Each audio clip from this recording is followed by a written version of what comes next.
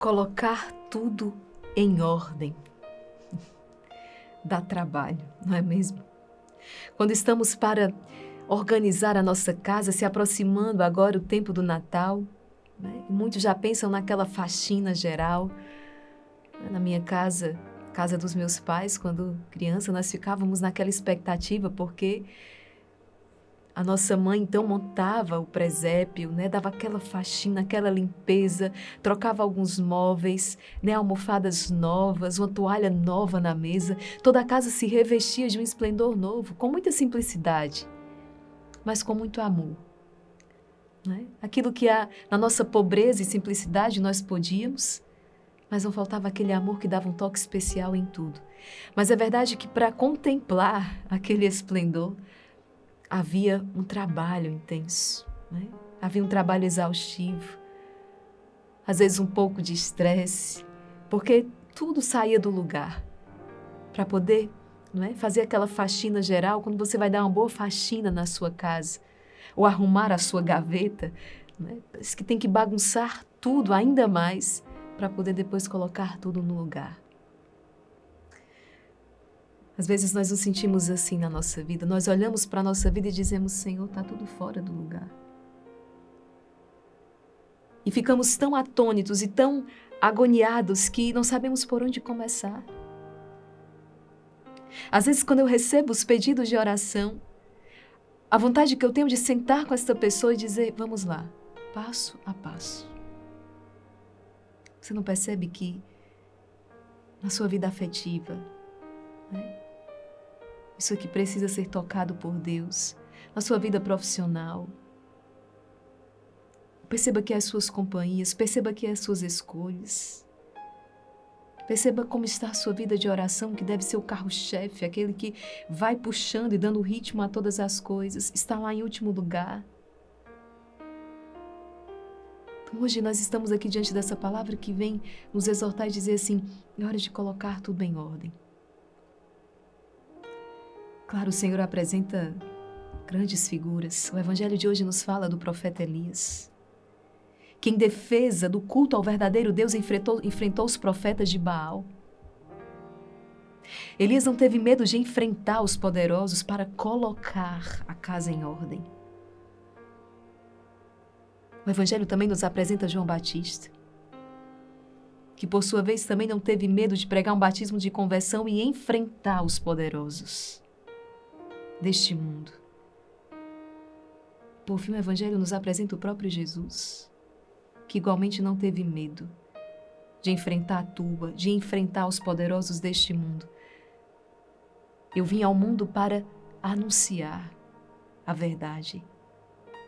Para isso eu nasci, para proclamar a verdade, ainda que isso não agrade.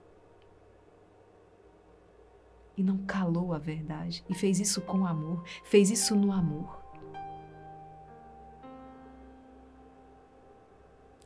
Existe uma casa, a nossa casa ali onde nós moramos, o nosso núcleo familiar. A começar, primeira casa, a casa do meu coração, onde as coisas precisam ser ordenadas. Aqui é onde a primeira faxina precisa acontecer. E aqui nós vamos expandindo. A minha casa enquanto núcleo familiar, onde eu habito ali com os meus.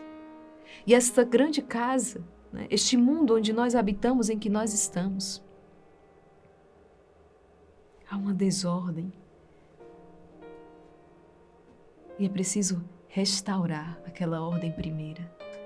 E dá trabalho. E somos perseguidos, somos incompreendidos. Quantos dentro de casa, não é? Falei, irmã Maria Raquel, desde que comecei a rezar com vocês, se levantou, né, na minha casa, assim, um furacão. Quando você assistia às novelas na sala da sua casa, quando você assistia às séries cheias de valores anticristãos, não incomodava. Né? Podia colocar num volume máximo. Até alguns paravam ali do seu lado e ficavam assistindo e comentando. Mas quando você sintonizou, quando você se conectou com o Instituto Hesed, quando você se conectou, né, com uma vida em comunhão com Deus, uma vida de oração intensa, pronto. quero dizer para você, com sabedoria, persevera. Não é? É um grande sinal que estamos no caminho de Deus, é quando o mundo então se levanta contra nós, porque o Senhor já nos disse isso, não é? Não vos conformeis com este mundo. Se me perseguiram, perseguirão também a vós. Jesus hoje vai falar no Evangelho, serei maltratado. Mas, gente, sabe o que é belo? Que o testemunho de amor, o testemunho de Cristo, ele sempre vence, porque Jesus falou, eu venci o mundo, e quando eu for elevado da terra, eu atrairei a mim todo ser.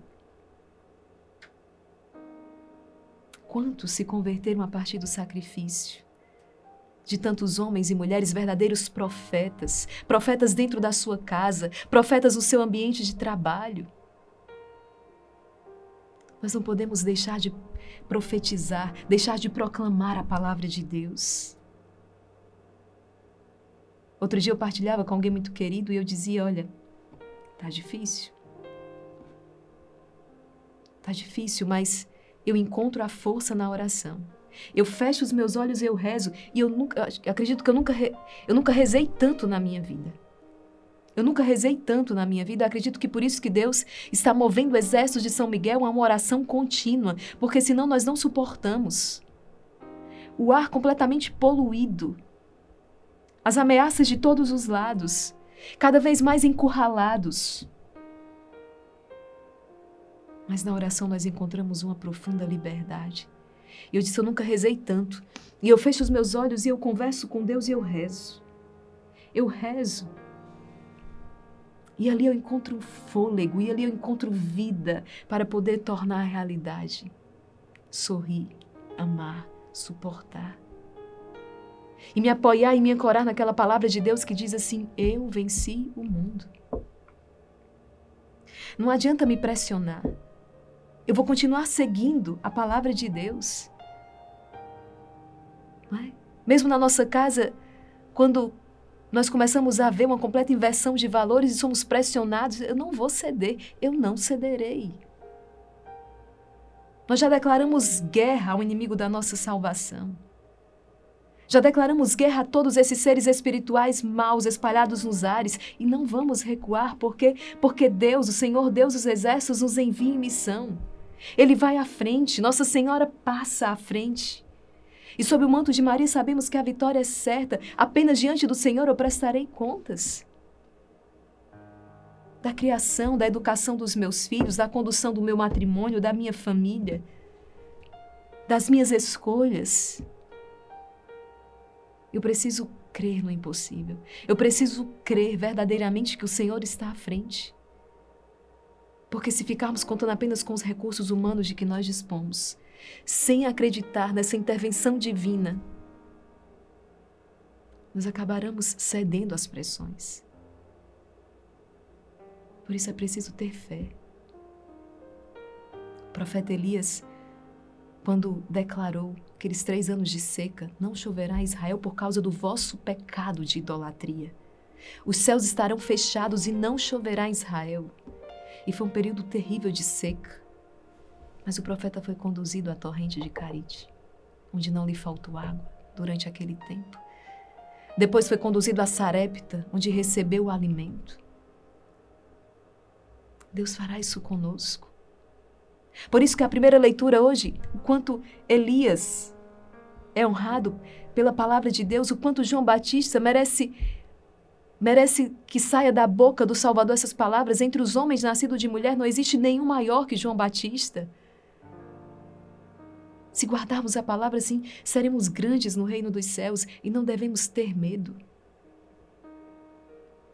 Só precisamos temer o Senhor e permanecer fiel a Ele e à sua palavra. Reze, clame, suplique. Que o Senhor faça cair por terra todo espírito de confusão que paira sobre nós. Por isso eu quero convidar você hoje, quero proclamar essa palavra de Deus. Que venha hoje nos fortalecer. Vamos rezar juntos? Se você ainda não é inscrito, se inscreve aqui no nosso canal, seja muito bem-vindo. Esse momento do nosso dia em que nós paramos alguns minutos para nos alimentar da palavra de Deus. Porque diante de tantos conflitos, diante de tanta desordem, apenas a palavra de Deus pode ordenar todas as coisas. Apenas a palavra de Deus pode me indicar um caminho seguro, onde eu tenho certeza que eu não me perderei. Apenas a palavra de Deus é essa luz, é essa lâmpada que ilumina os meus passos. Amém. Não é? Por isso, seja muito bem-vindo, se inscreve, ativa o sininho das notificações e vamos rezar. Porque a oração nos sustentará. Pelo sinal da Santa Cruz, livrai-nos Deus, nosso Senhor, dos nossos inimigos. Em nome do Pai, do Filho e do Espírito Santo. Amém. Vinde, Espírito Santo, enchei os corações dos vossos fiéis e acendei neles o fogo do vosso amor. Enviai, Senhor, o vosso Espírito e tudo será criado e renovareis a face da terra. Oremos. Ó Deus, que instruístes os corações dos vossos fiéis, com a luz do Espírito Santo, fazei que apreciemos retamente todas as coisas segundo o mesmo Espírito e gozemos sempre de sua consolação. Por Cristo nosso Senhor. Amém. Evangelho segundo São Mateus, capítulo 17, versículos do 10 ao 13. Ao descerem do monte, os discípulos perguntaram a Jesus: por que os mestres da lei dizem que Elias deve vir primeiro? Jesus respondeu: Elias vem e colocará tudo em ordem. Ora, eu vos digo, Elias já veio. Mas eles não o reconheceram, ao contrário, fizeram com ele tudo o que quiseram. Assim também o Filho do Homem será maltratado por eles. Então os discípulos compreenderam que Jesus lhes falava de João Batista. Palavra da salvação, glória a vós, Senhor.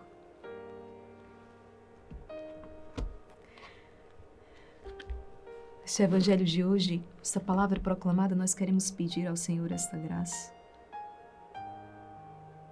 de não recuarmos diante das tentações, diante das ciladas, diante das insídias do mal, não. Mas que o Senhor nos dê voz de profeta, coração de profeta, a fé de um profeta, de um verdadeiro profeta de Deus. Que o Senhor nos dê coragem e ousadia no Espírito Santo. Que o Senhor sustente todos aqueles que Ele levantou para proclamar a verdade nesses tempos tão difíceis. Que o Senhor sustente homens e mulheres que, desprezando as coisas desta terra, possam abraçar os bens que não passam. Desprezando os bens que passam, que as traça e a ferrugem corrói, possam abraçar os bens eternos, os bens que não passam. Suplica ao Senhor hoje: Senhor, dai-me uma fé viva. Senhor, dai-me voz de profeta, dai-me um coração de profeta.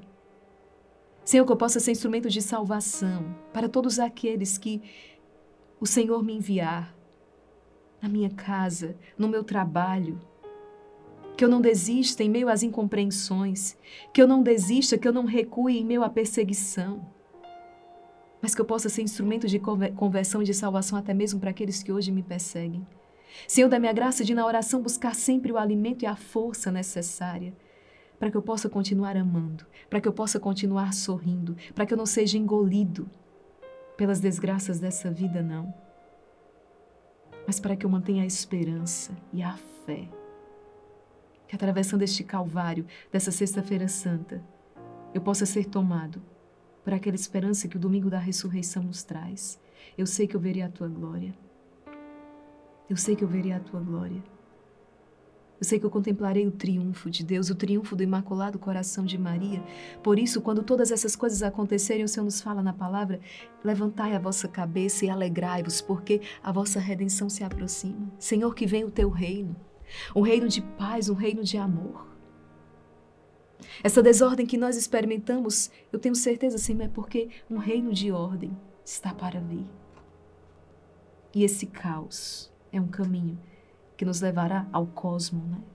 Como outro dia meditávamos no texto do combate, nos levará a uma ordem perfeita. Precisamos passar por essa purificação. Precisamos enfrentar estes tempos. Precisamos viver esses dias maus como preparação, sim, para um dia glorioso. E sabemos que o Senhor não nos abandona, que o Senhor caminha conosco. Por isso vem, Senhor Jesus.